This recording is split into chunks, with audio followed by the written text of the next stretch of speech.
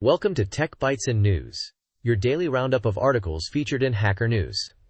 Today, we're diving into a fascinating blog post about JSON's rise as the dominant machine-readable format on Unix systems. It's a really insightful piece. I'm eager to hear this. The title mentions JSON as a modern machine-readable format.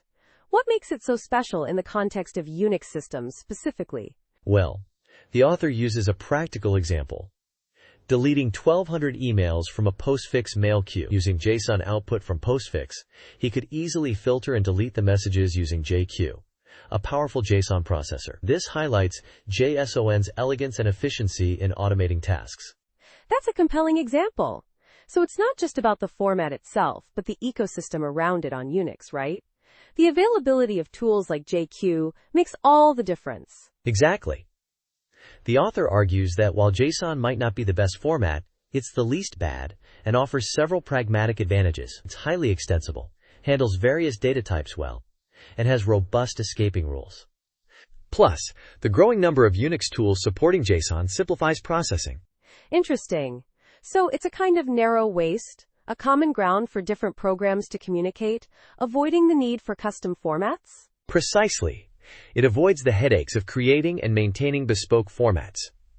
Think about it. Designing a robust, machine-readable format is trickier than it seems. JSON provides a ready-made solution, saving developers time and effort. I see.